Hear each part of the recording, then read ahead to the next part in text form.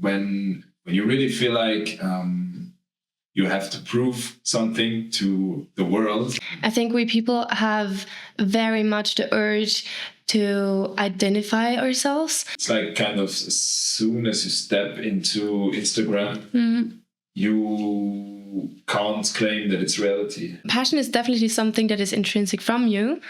I also ask myself every day, like, is this like, am I not just really chasing a pipe dream here? Oh, it wasn't a joke.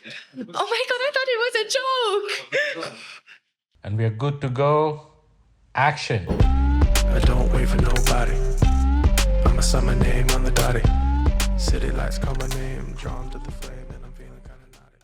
Just for the listeners and the viewers, I welcome you warmly to the Ashes Culture Podcast.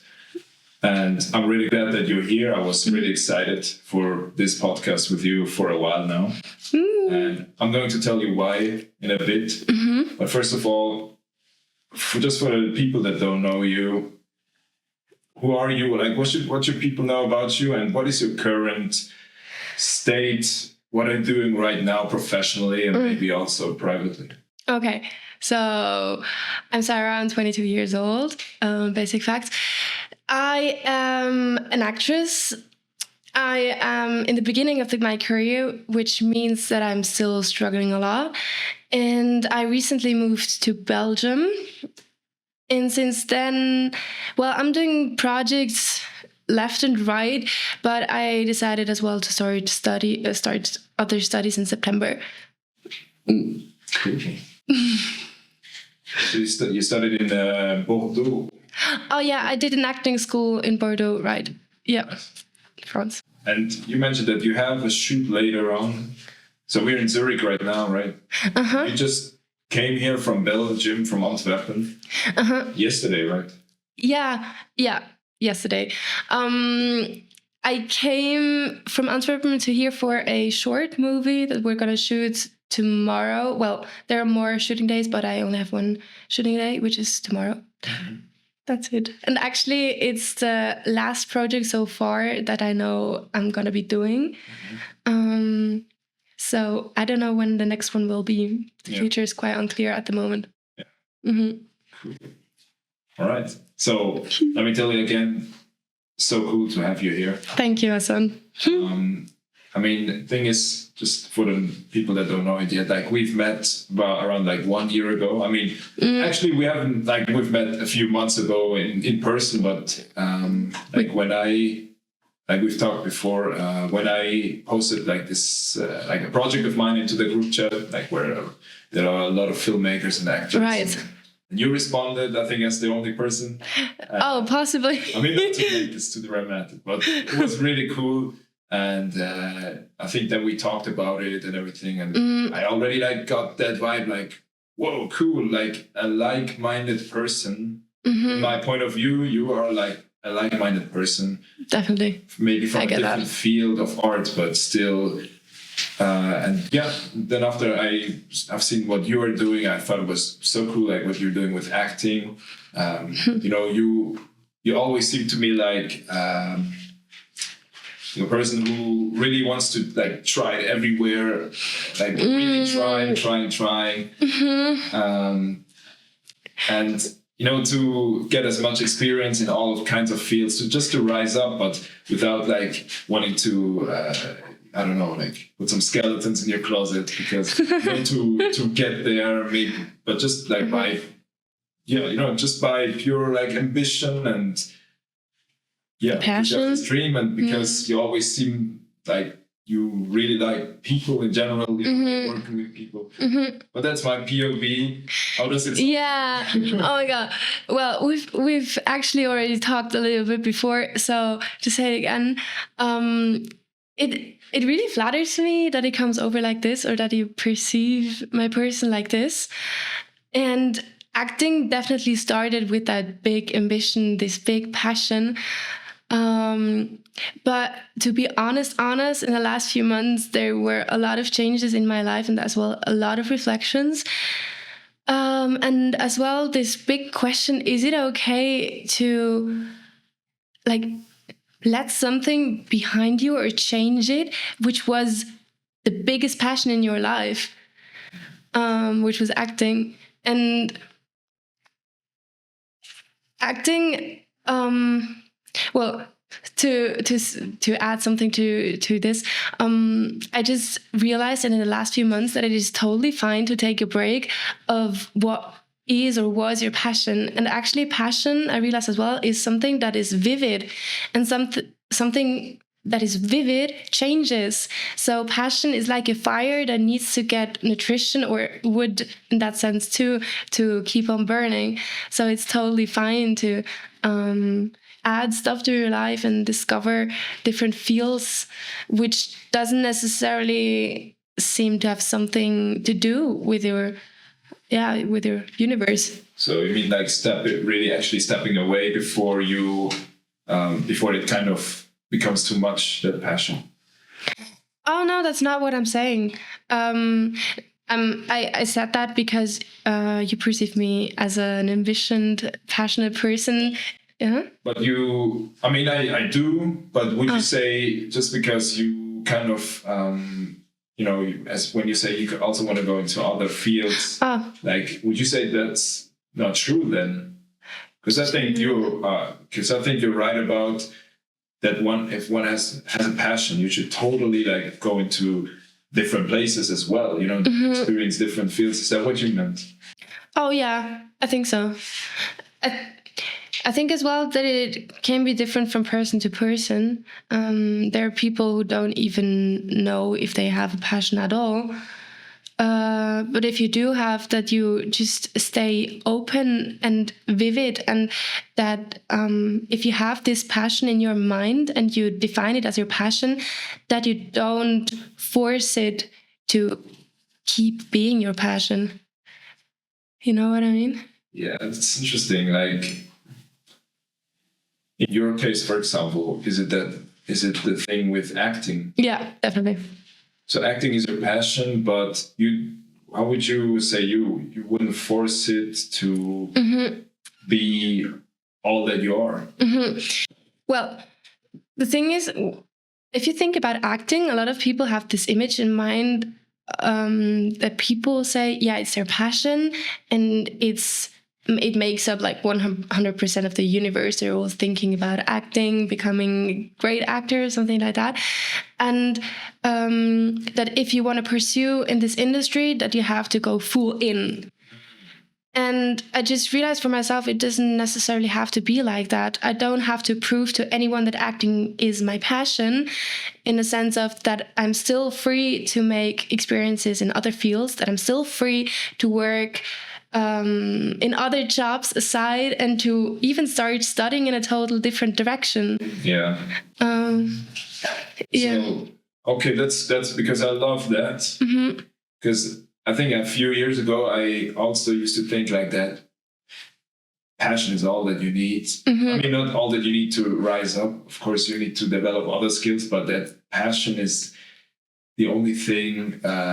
Almost, I mean, I don't want to get too dramatic, but the only thing worth living for. But that's, I think, have you also developed that over the years, that mindset of, like, you actually don't want that to define all that you are, is it something that really came with time or recently? Wait, what came with time? Because let's say I also used to, when I got into filmmaking a few years ago, I think I also, it was like everything to me, right? It was this door that opened for myself, where I kind of discovered my passion, and it became everything to me.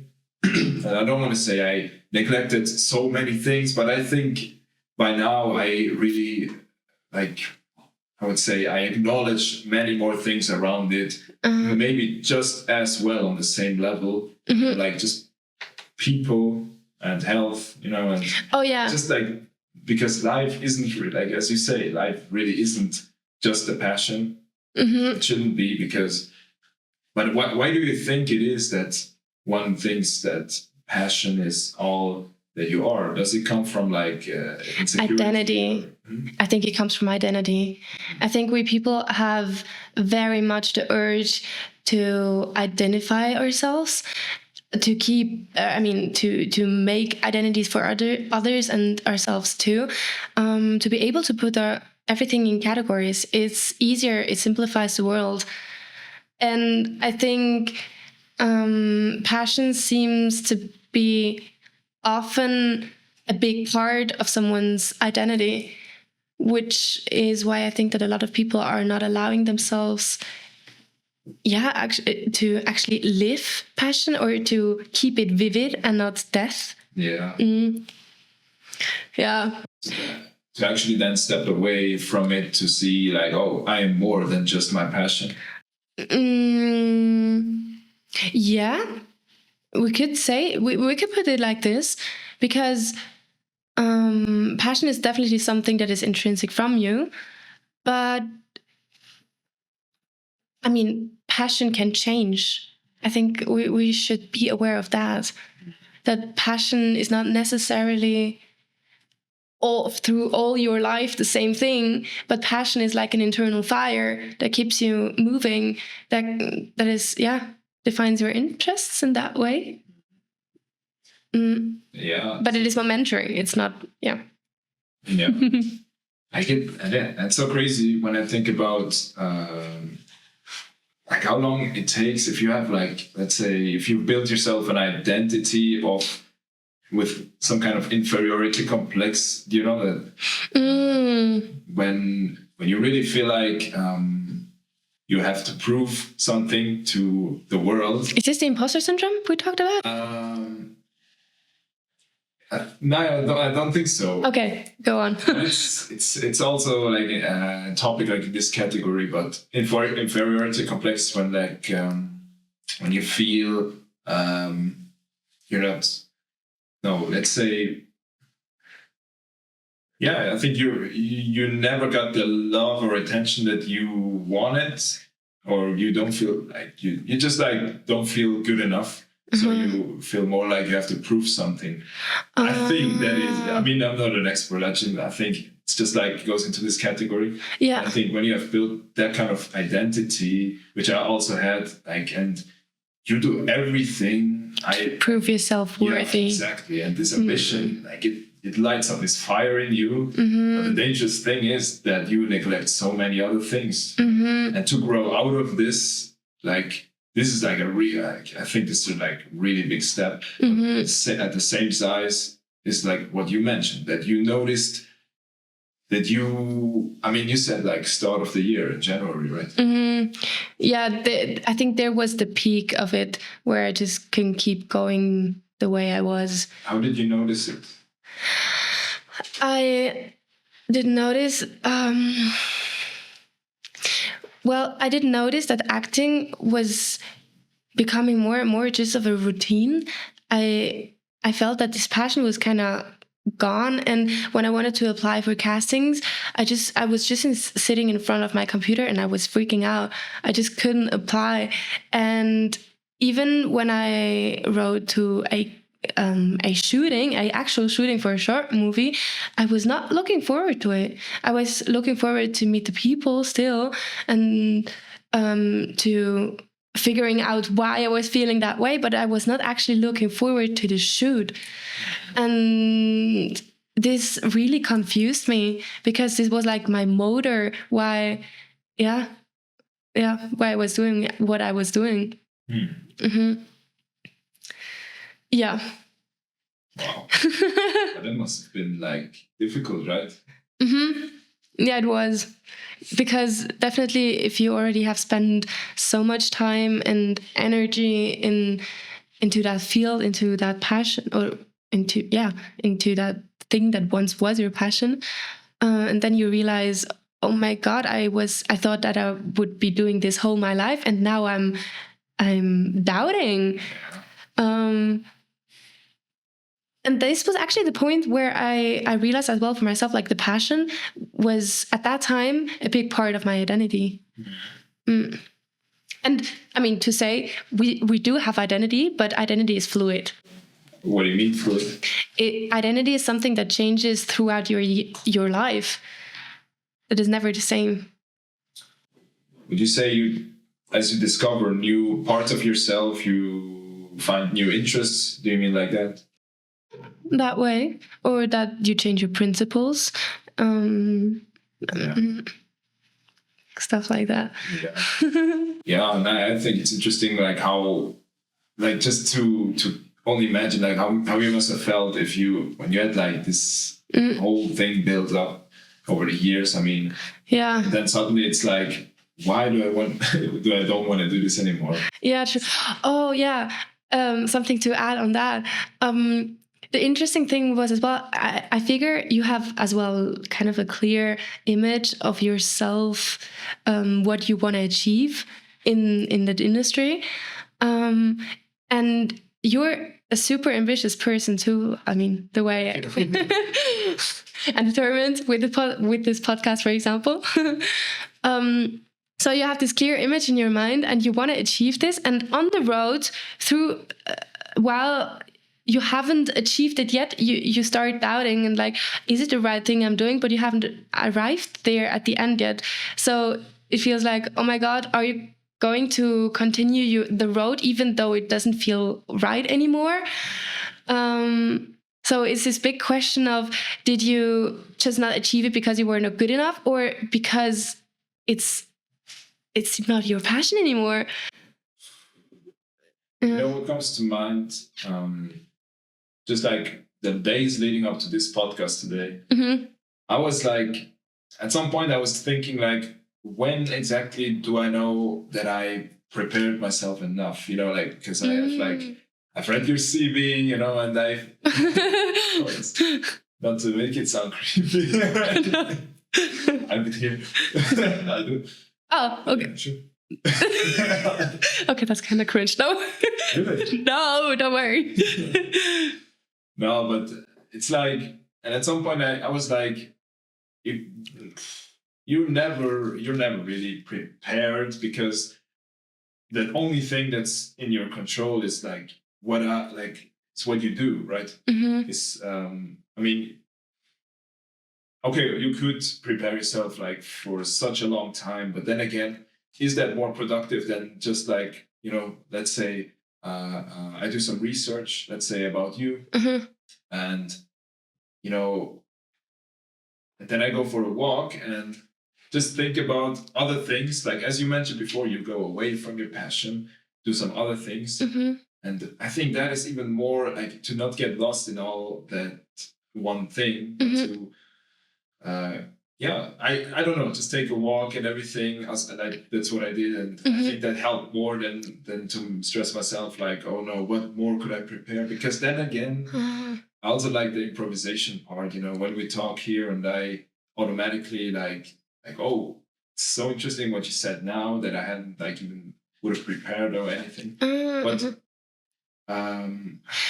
wait, can I summarize a bit? Yeah. Or to make sure that I understand right? I think I told that thing in a maze or something. Yeah, I actually think that we're talking about so many subjects at the same time. That's okay. It's super interesting though. Yeah. So to understand right, you're saying that it is okay to, like, if you start doubting about a thing, about the passion, that it is okay to take a break to make sure that you are even going into the right direction? Yes, you have to, I think. I think it's because otherwise you just get lost in, like in this, how can I say this? Do you know when you get so, you dive deep into your work, and you stay there for a while without getting out. You lose sight. Yeah, you lose sight of the whole picture. And I think the whole picture is that what matters, what, you know. And I think I always think to myself, like, if I would go sometimes on walks outside, I would go mad after like a few days of just like the work that I do now that I love. I would go insane. And I think keeping the balance. Yeah, exactly. Like, I mean, no matter how many times I hear it, like it's so so true. Like, and that with many things, right? Yeah, So actually, passion is not making up 100% of one's life. exactly. It's passion, it's people, it's like do you know Soul, the Disney movie? A movie? Yeah. No, I don't think so. It's like S-O, yeah, so, and I think it came out in 2021, No, probably haven't seen it. but it's so cool because I understood the meaning of the whole film when I read like a YouTube comment, and it's about this guy that, this character he has a teacher, he's a music teacher, and he wants to be, he wants to get into the famous jazz bands and perform worldwide and everything. And I think halfway through the movie, he gets this opportunity with some hustle and like so many challenges, but he makes it. He has this concert. And after that, like with the lead singer, with this famous lead singer, he stands at the bus station when they're done with the concert. And I think she asks him how he feels or if he's happy about all of this. It was like a crazy concert, right? Okay. And he's like, he thinks he would he thought he would feel different about it. You know what I mean? And I think in the comment it said like, your passion is great, but it's not, you shouldn't make it the source of your happiness. Yeah. Something like that. Yeah, definitely. Oh, that's interesting. Maybe we should define the word passion. What does it mean to you? I mean, I once heard that passion, someone say that you shouldn't even use the word passion because to get there, you need more than passion, right? To get to the passion, you need more. You need to get to the end goal.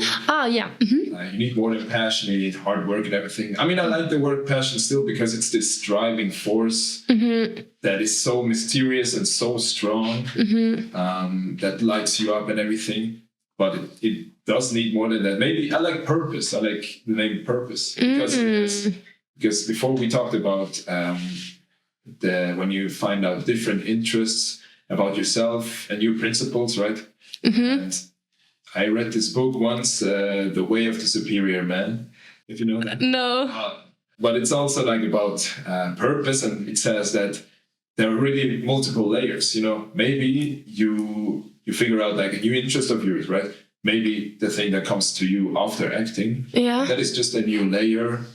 And then after that, maybe after 5 years, you notice the same thing that you had like in January, like, I don't like, it's like you have this kind of feeling like, why, like, it's like the time is up. Like you're like, okay, that was it with it. Kind of strange, right? But it's just because you just got closer to where your real purpose lies. It was like a preparation for what comes after. Exactly. And for example, podcasting for me, it's kind of the same. And I hope it doesn't like, just like one day that I woke up and I think like that was it. I mean, it could be, but I hope it's like in 5 years and not now. But do you relate to that? Have you had that ever before acting? Because that it suddenly changed, or that you felt like it's completed. Yeah, well, I would describe that feeling that I had in January as lost.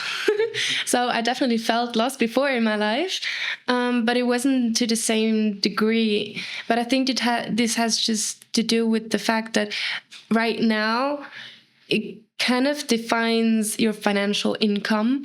It defines where you are going. And before I was a lot younger, so it wasn't that defining, but I had this in sports. I did, for example, judo with competitions, and I actually achieved good results. And just it came super suddenly. Just one day I was like, oh my god, this isn't it anymore. And it became such a big struggle to do judo.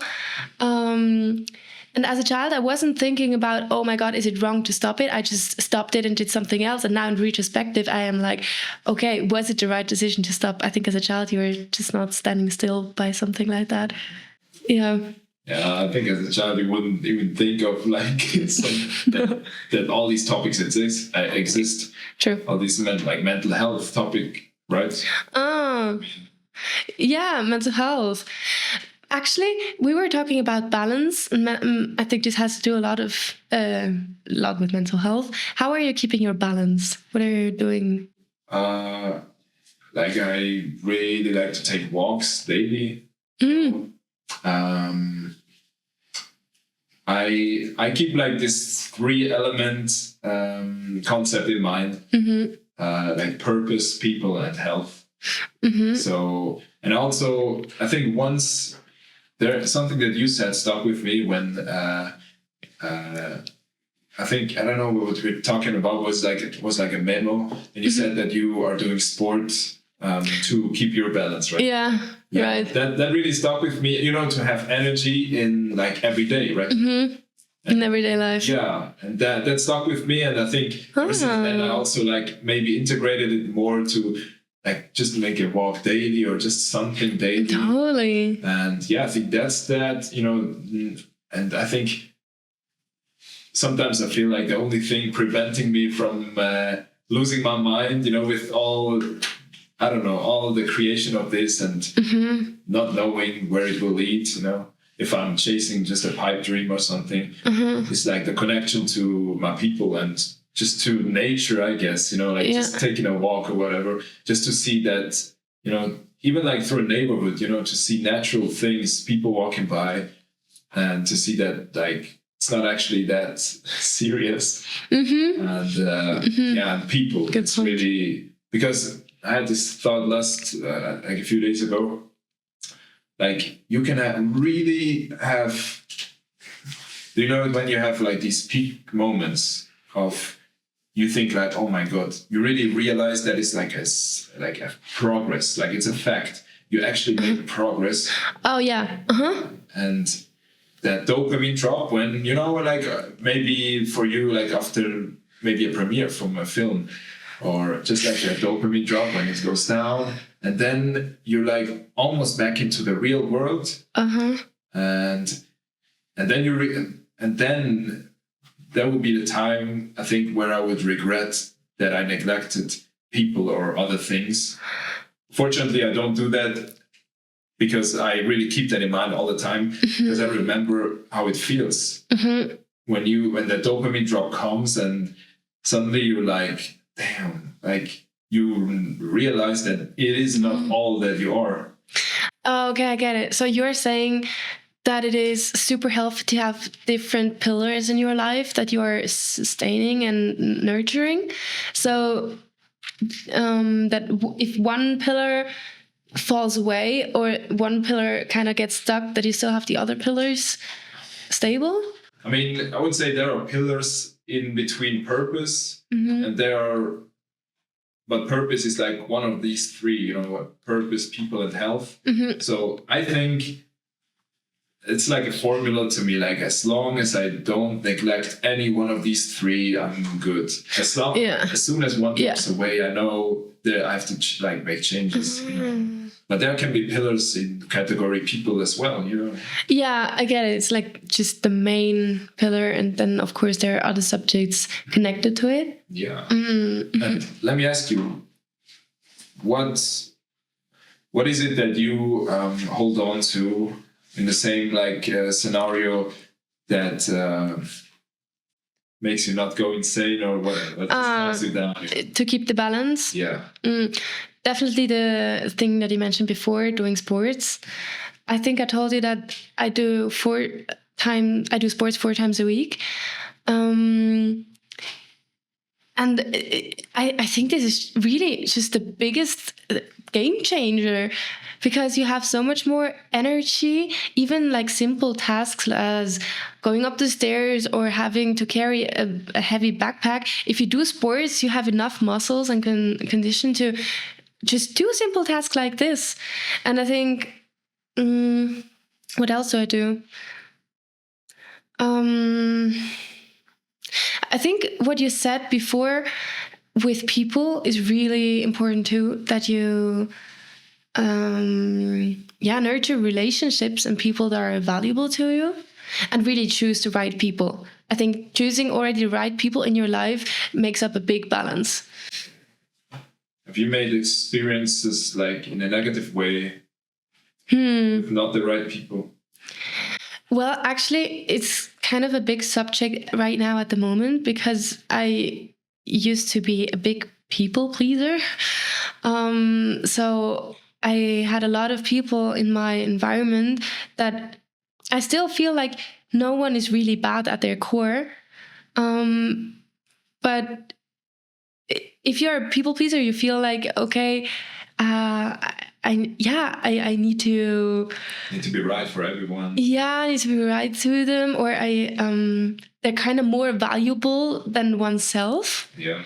So it wasn't as such that that I made super bad experiences, but it's keeping me stuck. It's not getting me forward. Yeah, in that way. They learn to say no. Yeah, I'm still learning it to say it even more. But yeah. Yeah. Do you feel like you have the right people in your environment, or how do you choose people? I guess, I would say I really hold on to the people that I see as... Like, it's interesting that you say you met people that, they're not bad at their core, right? Mm-hmm. And yet there are people that just by being themselves make you feel like a certain kind of like negative spirit. You know that? Mm-hmm. Like, no one has any fault, but you don't like to be around this person because of how they make you feel. Mm-hmm. And I guess if you just exclude those people, and you gotta be true to yourself, I guess. Mm-hmm. I know. For me, it's really, I guess, 3 main people in my life that are really central to me, that I really wanna. But other than that, just trying to be not. I'm also not trying. I'm trying to make it right for everyone, because that's not. It is. There's no point. But trying to be a good person in every moment, just fair and with respect, and and also trying, if I see the opportunity of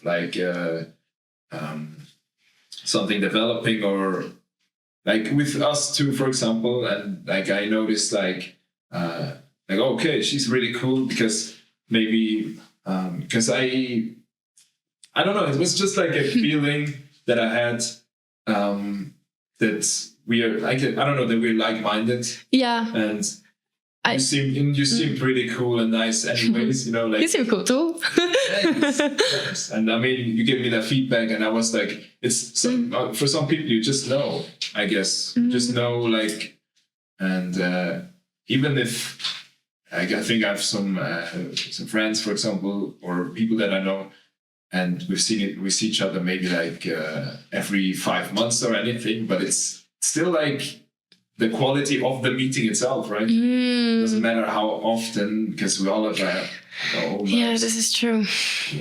Yeah, this is very true. How is that for you? How I... Wait, that was not a real question. But that's, I guess, I guess just the... But then again, I got a really great best friend, for example, in my family. And at some point, I guess I realized I don't actually... of course, I want to know more people, but actually they are enough as well. There's no need. Yeah. I mean, my best friend, I know him for 17 years, since kindergarten. Wow, that's crazy. Yeah. It's a real bond. But I think what changed our friendship to a new level, also with my mother and my brother, was just I guess that we try to improve our whole connection dynamic, just at least trying, something trying to improve your relationship, or to improve your friendship, that it lasts longer, something like that. Because I noticed that, for example, my best friend and I, we weren't always able to talk about all of things that we talk about now, like really cool topics. Whenever we see each other now, we're actually kind of productive, like working on some. Wow. things. Like, I mean, but also it's like really fun, and maybe back in the day it was, let's say, was also fun, but now it's like on another level. Have you noticed about like people in your circle, like improving The relationship or the friendship? Yeah. Oh, interesting question. Or would you say there are some key people in your life that you always want to hold on to? Yeah, definitely family, even though, I mean, family is just a natural bond. It is there. And I think our family is a little bit special because we tend to have very opposite opinions about a lot of stuff. And as well, the lifestyle we are having can differ quite a lot. Wait, what did I want to say? What was the question? No, actually, you answered it, like your family. Yeah, I think so. I think it's just a natural bond that is already there. Yeah. So it is a healthy thing to nurture that, but to be as well just aware of that you don't. That you don't have to have the same opinion about everything, and even and as well that you don't have to spend all your time with your family. Yeah. Yeah, no, because now that you, it's really interesting that you said your mother lives in Belgium, right? Yeah, right. And you travel back and forth. And that's. I mean, I don't know that like in detail, but I always find it to be interesting that how is it to travel back and forth? Like, because you mentioned once that it can be like, I think that it can be a bit fatiguing. Yeah, if you're traveling all the time without feeling like you have one specific place to stay. What's your experience in that? In traveling, well, already one point in consideration of this question is, I mean, I had to have family spread over Belgium and Switzerland, which means if I want to sustain those relationships, I have to travel back and forth. And we spoke about that subject in connection.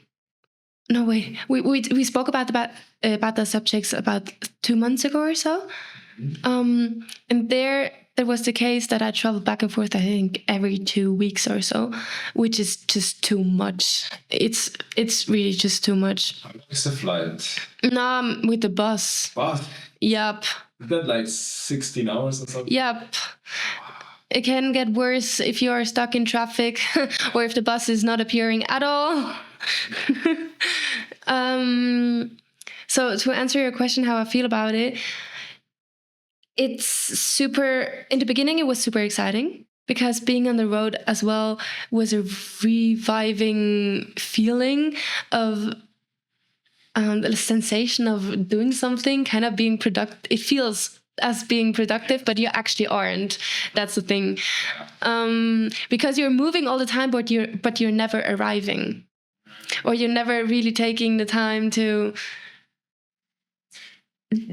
Yeah. Would you say, okay, let's say one could work on the way, but would you say that doesn't really work that well because you don't really feel like settled in, because you're still moving? Yeah, totally.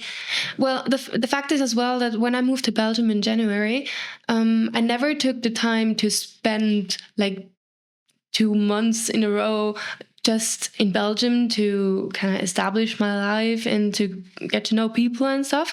But I directly traveled back and forth between Switzerland, and there was as well Germany for some work. So the thing is, I moved from Switzerland to Belgium. I never established my life there, and I just continued moving all the time. So I did not have a home. Yeah. And I think if you have this safe haven, this home already established, and then you're moving and sometimes going home, then I think that it would feel less fatiguing. Yeah. Okay. Yeah, I think. Also, wait, let me just. Mm-hmm. I like this question. Resume.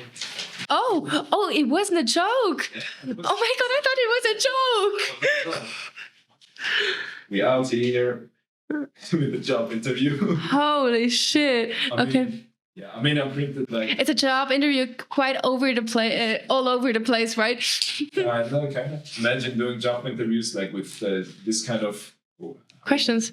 Wouldn't know why. No, I mean with video. Oh. Like, I wouldn't know why though. To let other employees check as well. The applicant. Learning videos or something like True. that. Okay. You know, I think with passion comes like this crazy, as I mentioned, this crazy spirit and strength, right? But at the same time, like you can also go into the other direction. What is in your memory your biggest challenge that you faced so far when just working on your what you love? Was there a moment where you really felt like you saw no hope, or like really you fell into a pit hole? Yeah.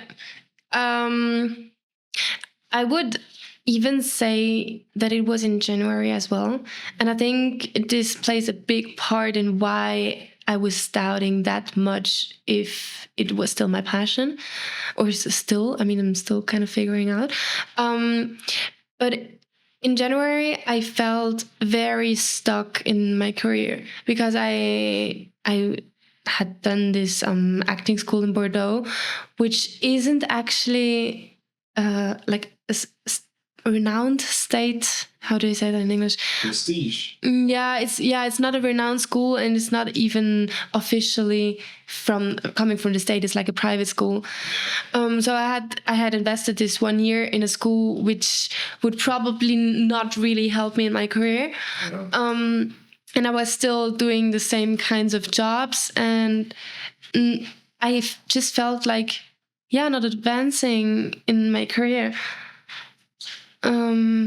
So I think in January this was the biggest part. Like, if it is it the right decision to keep on going with that dream, but maybe the end goal isn't even your dream. Like, even not even knowing if it is really the thing that makes you happy. Yeah. Imagine if it would be that easy. If I could ask you, what is your end goal? But that would be like, I think it's a question that's too far away, too unanswerable. Is that a word? Unanswerable. But no, I'm not gonna ask you because that's too wide. Yeah. Okay. Much. But what did you do to kind of what made it better, just to move on, to do these different things that you mentioned when you felt this loss? Well, the right decision was to step back, to let myself feel lost, and to not force myself continuing my passion in that very moment, because it would have made it worse. Yeah. And then Would you say you ever felt like this, like in this dark moment or dark phase, and you've noticed how you developed kind of a habit? I don't know. I mean, not necessarily taking drugs or anything, but still like some kind of habit that you think like, no, I don't. Unhealthy habit. Yeah. To compensate what you may have lost. Oh my God. No, I think I never did that. No, I never did that. I continued actually with the routine that helped me so far. For example, doing sports, or stepping back as well from Instagram, actually even removing myself from possible negative or unhealthy habits that way. Because I wanted to ask you anyways about that. You told me before that you stepped back from Instagram. And I was really saving that question for now, just to see like why that is, because I can totally relate to what you say. Like you wanted to get away of anything, you know. Well, I decided to step back from Instagram in the same period as I started doubting acting, because for me, Instagram and acting are two components like connected to each other really closely. Especially nowadays, a lot of people are telling, yeah, it's super important as an actor to promote yourself or to market yourself on Instagram. So with stepping back from acting in that period, I stepped as well back from Instagram, because I was only doing it out of that. Instagram as such is not reflecting my principles. What are your principles? Oh, my principles.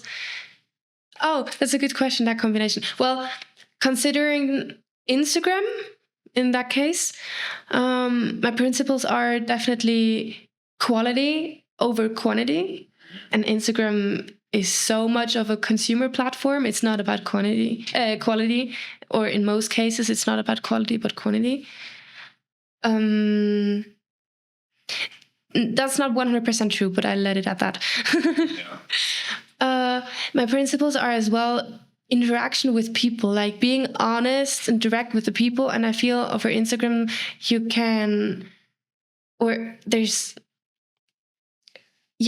choose what you show and how you write with people. And I mean, it's just so fake. Yeah.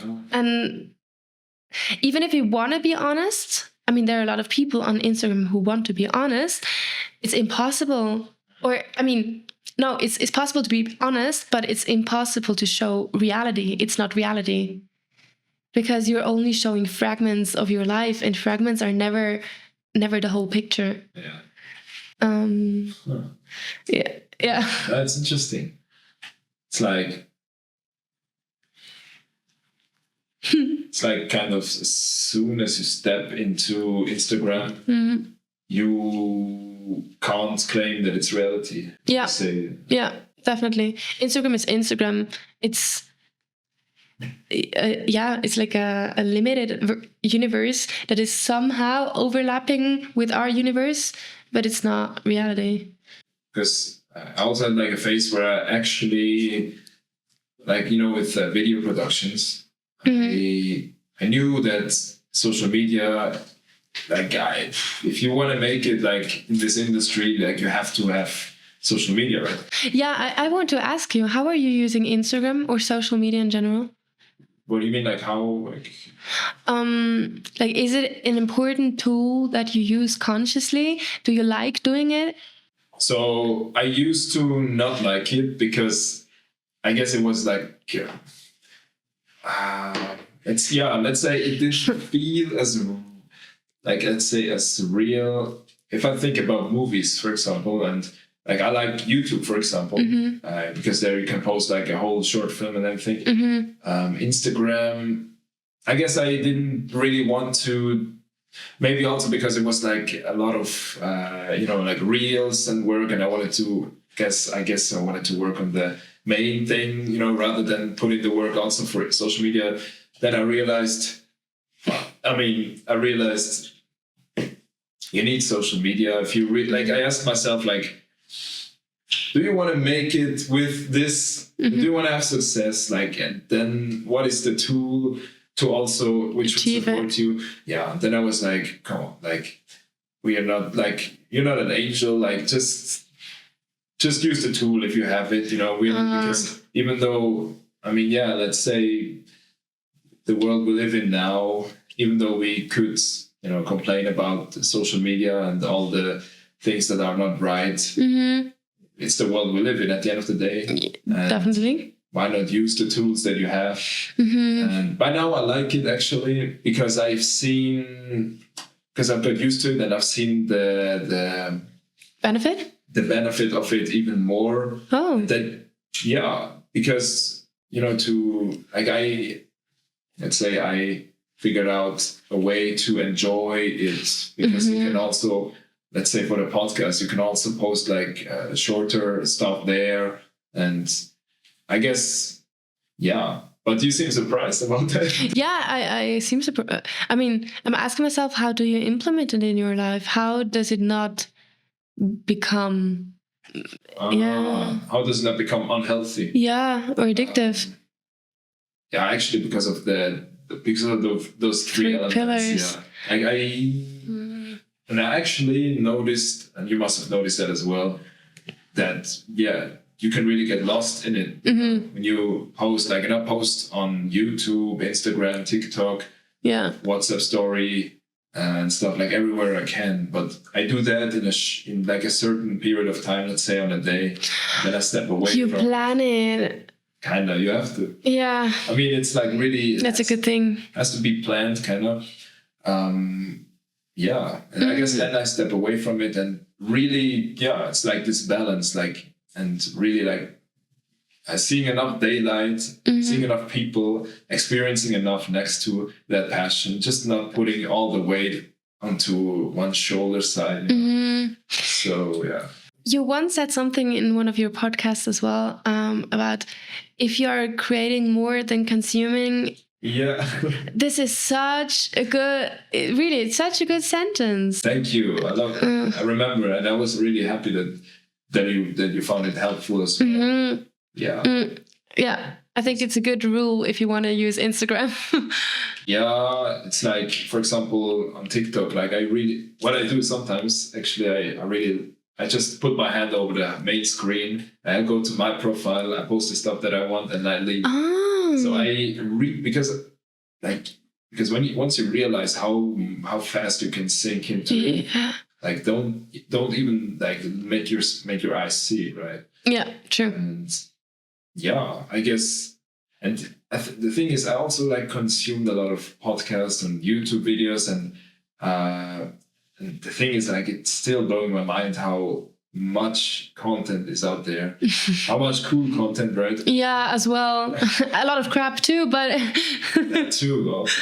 A lot of like so many stuff that you want to see, but there is not enough time in one lifetime to see it all. And I guess once I realized that, same with movies, and I love movies, I guess it calmed me down a bit. Like, you don't have to. Don't have to. Yeah, it takes that pressure away. Yeah, it's like, it's almost it's like almost stepping back from all those impulses. yeah, it's So way, or which is actually not that easy, yeah, because I don't know, I don't know, like when I consumed like content all of my life, and I started creating maybe a few years ago, to turn that around is like it's like a big change, right? I guess it's yeah, it is. But what I wanted to ask you, how did you get into acting? I've seen that you in your CV, I've seen that that 2017 you started in theater. Was that the year that you also started in acting? Yeah, I think so. It was actually in school, and it was a school theater. So it was at that time that I started asking myself, like, how do actors get into movies instead of a theater? I mean, it's a total different universe. And so I started researching on Google, typing casting and stuff like that. And Switzerland is quite a small industry. So when I just started researching and doing castings, and it worked out. And eventually I would meet people who recommend me to other people. It's because it's such a small industry, you get to know quite fast quite a lot of people. And yeah, it was just like from on the start that I began it was this, it lighted up this fire, this passion. Nice. And what have you noticed about this? You said like a Swiss market is like quite small, right? What is... What would you say? Have you ever heard an advice, or could you give an advice, let's say, to someone who's watching out there who's also wanting to like make the first steps into acting, or maybe is at the same stage as you, what would you say is the best way to rise up as an actress or actor in Switzerland? In Switzerland, I think it depends as well a bit of the age, because at some ages it's easier to get in it, but definitely just start researching on the internet, searching for castings and applying. And maybe, I mean, nowadays with Instagram, it's so easy to find other people working in the industry in Switzerland, and just be brave enough and bold enough to ask questions if you have questions. And if you see something that you like, then just tell them that you like. And I think then you'll figure out quite quickly as well for yourself if it is something that might interest you. Yeah, definitely researching. Which, like, because also I notice a lot that if you ask, because of what you said with you can just like tell someone you like this movie or that, and you know you're an actor or actress, and everything. And I have the same with, let's say, when I approach people for the podcast or for own projects. And I think I'm surprised every time, like how many people are actually down for it. Because I think I used to think, I don't know where it comes from, maybe because I kind of started out in all of this, not with many people, more by myself, and then it grew into it. I guess that created this mindset of, oh no, this person is probably not interested. Have you experienced something like that? You know, that you were really surprised that someone was like... wanted to work? Yeah, wanted to work with you or on a project of yours. This person is like, no, I'm glad that you asked me. You know? Yeah. It probably did happen, even though I don't have a specific memory in mind right now. That's cool. I was just curious, you know, because I noticed that, and it's like, yeah, it's very cool. It's like this mindset of, I don't even know if that would already be imposter syndrome, but this mindset of, for example, when I asked you, I mean, I knew we were already in contact, but I thought, okay, since we are not in contact like every day, or I don't know exactly what you're working on right now, or you're in Belgium or here, and maybe I had this thought of like, I don't know, maybe she doesn't have time, maybe she's not interested. But I knew I still gotta ask, you know? Yeah, and I mean, if the person doesn't want to, then this person will hopefully tell you, and if not, it's not your responsibility. Exactly, and I used to think for a long time that it's not even worth asking, because you already make up this thing in mind, and now I'm like, come on, it's like you haven't even tried. True. True. And I think as well, you in that position, there are so many people, I would guess, that want to make an experience like that. I mean, super cool to be in a podcast and just talk about random stuff. Yeah. And to get to know more people from the industry. So you are offering them an opportunity as well. Yeah. Yeah. I think it's just the way you view yourself. Yeah, and you know, the imposter syndrome. Yeah, explain it. So it is when you feel like a fraud, you don't feel like you deserve that recognition or success that you're getting. That's the bottom line. That's like the whole thing. Concept. I hope I'm right. Oh, I'm pretty sure I'm right, but there is a specific, like, you can go even deeper into that.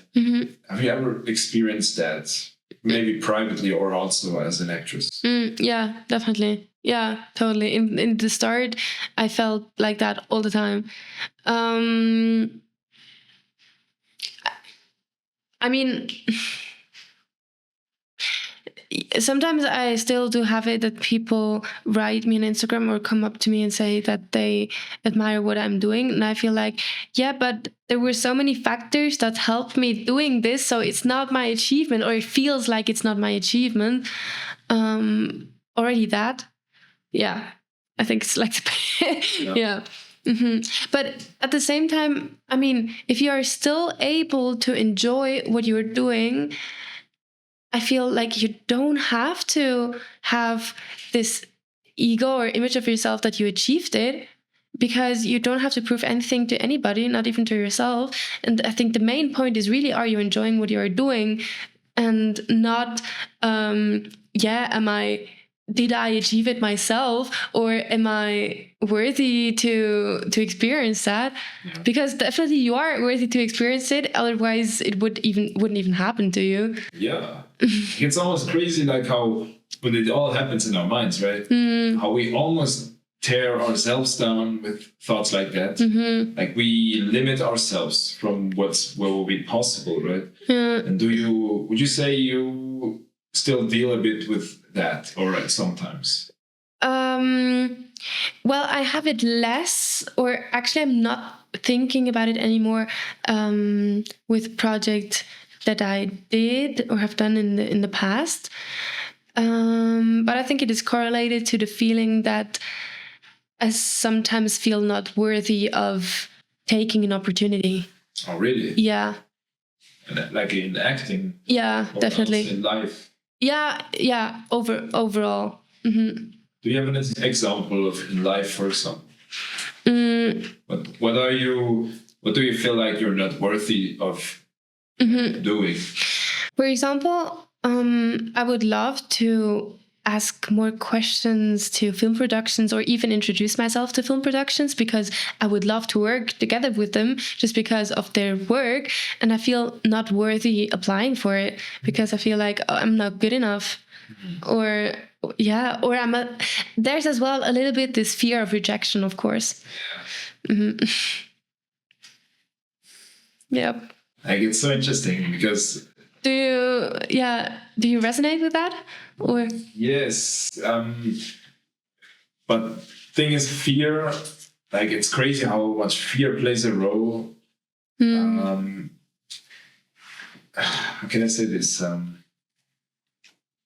But do you notice how you still put yourself into the situations where you're like consciously, you know you're afraid, but you're still, I mean, obviously, I can only imagine that you must do that sometimes, maybe not every time, but that you still put yourself into the situations of, I'm afraid, but I still gotta do it. Like, you consciously know what your mind is doing. Have you had that before? Yeah, definitely. And it's becoming more and more, and I think it's a good thing, because fear is just a feeling. So you can acknowledge it, you should acknowledge it, but you can still act differently. Because emotions are so often overrated. Yeah, right. But I had something in my mind about fear. Do you have a lot of fear in what you are doing? Are you a lot doubting that it's not working out, or Actually, all the time. All the time? All the time. It's like it's running through my veins, actually, like at every second. But I think what I'm doing is just like, I feel it so much now, and I've seen. I guess it's also about when you look back what you have achieved, and I don't know, like, and I think to myself, like, I was afraid of this exact shoot 4 years ago as well. But no one has ever died of fearing anything, or being scared, or being nervous. So I hope not. Okay, let's say this as a metaphor. Like, even a shoot today, like, it's like I could tell myself, like, no, but at the end of the day, it's important to me. Like, it's a lot at stake, because we're putting in the work here. We all of us are here, and of course I want everything to work out. Of course I have this fear in me that maybe like that wouldn't work out, but at the end of the day, what calms me down is that I know nothing is really in my control at the end of the day. Because, for example, actually we had that shoot 3 days ago, right? Both of us. Yeah, true. Yeah, true. We would have had it. Yeah. And I mean, you didn't plan that. I didn't plan that. And I was like, it was so interesting to me that like how far away, how out of my reach that was, out of my control. Yeah. And that's basically calms me down about so many things to know, okay, do the least minimum to prepare yourself. Yeah, that's it. And kind of develop a skill to improvise. Yeah, stay flexible. Yeah, Stay flexible. That's it. It's so crazy. Yeah, actually, that reminds me of the book Good to Great we were talking about, because to explain a little, Good to Great is a book that was written or released in 2001, and it's talking about or comparing companies that went from good to great with companies who stayed on good or went from good to worse. And one main factor is really just stay flexible and adapt to the facts, like face the facts. And I think what you can say in general as well, the only thing you can do in life is prepare, do your best, and then let it go. Like, let go of the results. You can't do more than do your best. What would you say the facts are for the companies in the book? Oh, I haven't finished it yet. One point was definitely like choosing the right people is a more important question than what you are doing with the company. Like, getting the right people into the right seats is more important than choosing what you want to do with the company. Another one is face reality and facts, because there were a lot of companies who were kind of delusional, who you have to integrate this paradox of being like knowing that you're gonna prevail at the end, but facing the hard facts of reality that you need to do that and that, or that this isn't possible, and yeah, stuff like that. Or for example, that it's not just passion that gets you there. Yeah, definitely. For example. Great. Yeah, you should read it. It's a great book. I was born in 2001. It's cool. Fidgety. Oh, by the way. Actually, that wasn't my control. It wasn't in your control, it was. Kinda, yeah. Sorry, you were mentioning? Yeah, about the thing, yeah, all over the place. It's like... What do you mean? This little thing you just... Yeah. It went all over the place, like our conversation too. That's a good one. Great. Hey, you. It's gonna be the headliners. All over the place. Let's see. Are there any more questions on the list? Yes. Oui. I mean, many more. Like some things we talked about already, but what is your favorite acting performance of all time? I think it's the video Columbine. Oh, okay, yeah. Sorry, I meant in general. In general, with other actors. Yeah. I will get back to the other, about Columbine. No. The other question. No, but I think I can't really answer the other question though, because there are a lot of great actors and great scenes, and a lot of them you can't compare because they're just so different. And we're back. We had to do a little break. Now we're back. Drink some water. With Sarah V. And Hassan. May I start with a question? Okay, so Ashes Culture, this podcast, do you see it as something like, is it what you want to do, or do you see it as a step in between to get somewhere else? It's actually both. Like I genuinely want to do it, but I also feel like it's another layer of my purpose to get closer where it really lies. Maybe at some point I will get back to filmmaking, but right now I just notice it's like the right thing to now do this because of so many things. Like even just like the conversations itself. Like I just noticed how much I love having conversations like this with you now, and putting this into like this whole format, whole business, and basically that. And I wouldn't even know where this is heading, but so far I know that I really enjoy it. So, yeah. I would call this, like, you started with filmmaking and now you're doing podcasts, and I would call this doing podcasts as nurturing your passion of filmmaking. Nurturing. Yeah, in a sense of like keeping your passion alive, but not forcing it to stay at the same point. Yeah, that's true. Yeah, I mean, we're still filming and everything.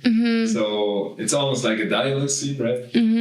I mean, yeah, True. it's a dialogue. So yeah, you're right about that. Would you say you have something in mind that you want to do next where you could do the same, like implement acting maybe, but without actually... Actually acting? Kinda, or you still stepping away from acting as you intended to, but you find something new where you can implement elements of acting. Oh yeah. It may sound weird, but starting my studies in September, I still feel like it is connected with acting. Because for me, it's like discovering another facet of life. And acting is about reflecting parts of life or different perspectives on life. And as more experiences you gather in real life, as a refiner comes out your acting. It's the way I feel it or I experienced it. I think there are a lot of people who would, oppose that statement, but... And we're back again. I've got a question for you. So you said filmmaking is your passion, right? What exactly in it is the passion of what is interesting you? Is it the technique? Is it the telling stories to people? Can you define that? So first of all, editing. The part of editing is that you can create something amazing out of nothing at all. You can be like a magician. You just put in together the things however you want, and it just amazes me. Like that's what fascinates me about editing: flexibility. Same way how you could portray a character in 100 different ways, or write a character in 100 different ways. But overall, if it comes to directing, it's like the whole. There are certain kind of characters, or there's a certain kind of character that I love in movies. It's the tragic hero kind of character. Let's say, do you know Prisoners? No. It's like a thriller from Denis Villeneuve. And there's this detective played by Jake Gyllenhaal, and this movie is so dark, and it's raining a lot, and he's this detective, and he's this he has this broken spirit inside of him, and he still tries to be good. Kind of like I wouldn't say stereotype, but more like an archetype that does it sound familiar to you? Yeah, because I love these kinds of characters and certain kinds of vibes that you get from movies. For example, Melancholy. And the beauty of melancholy. And it's tragedy. Because just like throwing a little bit of rain should be dark and all that, you know, like some kind of vibes that some thriller give me. But I guess I don't know, it's just the thought of creating something out of nothing. When you write a character, Immense possibilities. infinite, yeah. Basically that. Crazy. That answers the question. Yeah. And like producing the movie itself, like once the story is written, once there is something defined, it fulfills you like the same way as having this eternal possibility in front of you. Kind of, but then we come to a topic that we already talked about, perfectionism. Okay. Because it's difficult to say from which point on you are going to be fulfilled. I guess you're going to be fulfilled when you can say, to me, it's ready now. Like I've done everything. For example, like the preparation for this podcast today, as I mentioned, like I prepare myself, I give my best, the rest is not up to me. And I guess, I mean, let's say perfectionism is still a good thing, I think, but if it goes like over the top, you know, like that, because what's the point of it? It's never gonna be good enough. But yeah, at some point, I think chasing perfection is like really, like I noticed like I need to do that, I want to do that, because I guess I owe it to myself to make it as good as I can to feel this fulfillment as pretty much that. Okay. So it is in the beginning this possibility of creating anything you want to create, and then actually making it to the end, the process of it. Like the whole thing, you enjoy everything about it. Yeah, basically that. Like same with watching movies, making movies. You dive into another world which is kind of an escape, but also in a good way. That's interesting. Because I guess we all need some escape, like once in a while. Yeah. Oh, actually, an interesting topic. Not long ago, I listened or watched a YouTube video, and in this video, they were presuming that there's no God, no purpose, and that there's only actually suffer. Oh my God. Yeah, actually only suffering in the world, and we have the decision to either distract ourselves, like engage with life, or to victimize ourselves and just like getting washed away by the flow of suffer that comes naturally with life. It reminds me of the fact like distracting ourselves is not a bad thing. Distracting ourselves is as well, it's a decision. If you do it consciously, then you engage actively with life. And what else can we do? I would be so curious, like what kind of sufferings you would say you're dealing, like let's say on a daily basis. And I mean like just like within you, deep within you, some kind of inner conflict that you may have, you know.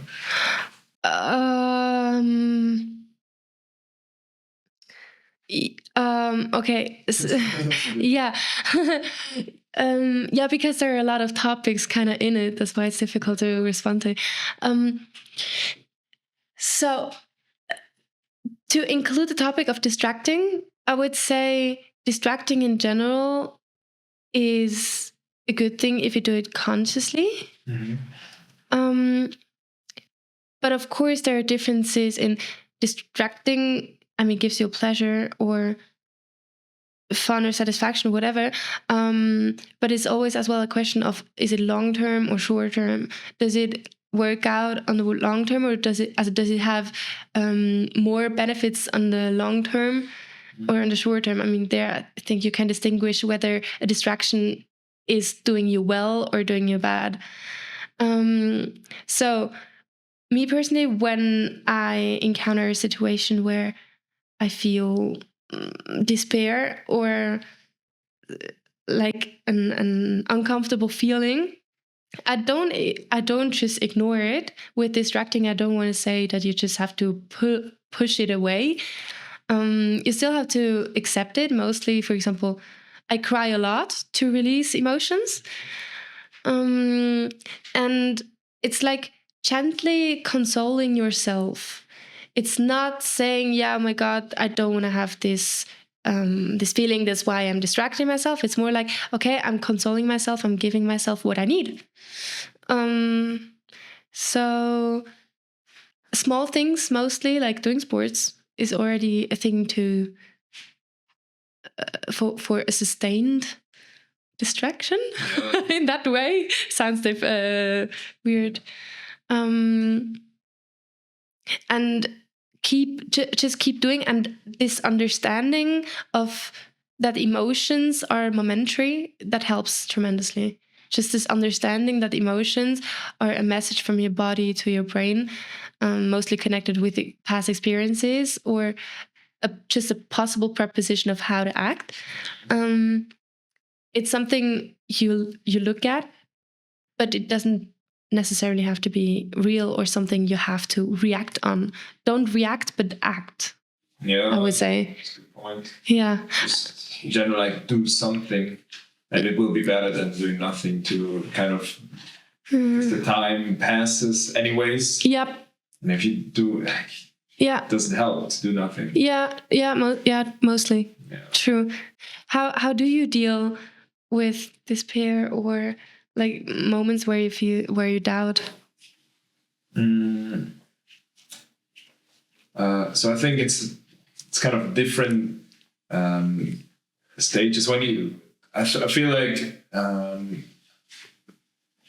when I think about the things that I've done so far, and it creates automatically like a certain kind of confidence, and but the doubt doesn't go away because I still want to push for this and like put myself into new areas. So doubts will still be around, and as I mentioned, the fear,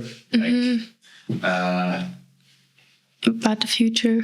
Yeah, and when you, I don't know, when you put in everything that you have into this passion, and I also ask myself every day, like, is this like, am I not just really chasing a pipe dream here? Because of course I see the results, but again, maybe the goal is set too high so that like it's even more suffering, until you get there, because it's like an everyday thing, like every single second. And I'm not saying like I'm in constant pain. It's more like this certain thing that's floating through my veins, where I'm aware like it's something at stake. Like what you're doing is like you're going this route, you chose it, so you don't have the right to complain. I mean, you can still talk about it and you can still say it's difficult, of course, but I don't have the right to complain because I made myself go to this route. No one made me, right? But at the same time, I have also the right to celebrate it when I made an achievement, same as you. Definitely. We should totally celebrate when we made an achievement. I mean, it's also like, I've heard it like psychologically. I mean, you are more likely to hit the next goal than when you kind of gave yourself this, something to celebrate, Oh, that's interesting. But back to your question, when you asked, I guess it's just to accept it and I don't know, toughen up kind of to know that this won't go, as long as I'm on that journey, it won't go away. It's this kind of suffering. And that's exactly what fascinates me also, like, about other people and also you, like when you are doing this route. And I know you said that it's not all of this is true, maybe how I see you, but I feel like this is true, that you still keep pushing to just get to get somewhere, right? Yeah. And that's what it's about, right? You get somewhere, no matter what field, but you still keep pushing. You seem like a person that couldn't just say, oh, I hate this code, so I guess now I'm just gonna stay here. Am I right or wrong? Yeah, that's true. Yeah, that's true. Like this internal motor, you want to say? Yes, and yeah, and the biggest thing, like the biggest thing that's on my mind is like, I haven't died of it so far, you know, of like this suffering kind of, you know. True. Because, yeah, so keep going, I guess. Yeah, true. Yeah, actually, there's this book from Mark Manson. Probably you've heard about it. How to Not Give a Fuck or something like that. Wait. I think there's The art of not giving a fuck. Yeah, the subtle art of not giving a fuck. True. It's a great book too. I recommend it too. And he's saying as well, or referring to the suffering part of life, that like it doesn't matter what direction or what field you choose for your life, you're always going to encounter suffering. Like suffering is a part of life. Mhm. And that the question is not, that the question is just where are you, oh my God, how do you say?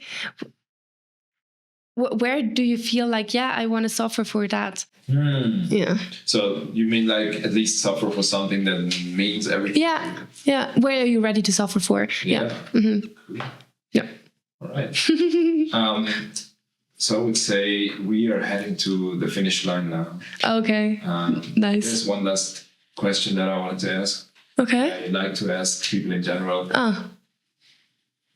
Let's say your plans for the next while would really like just fall together like a house of cards, and you wouldn't be able to do that for like the next few years. Okay. Also acting.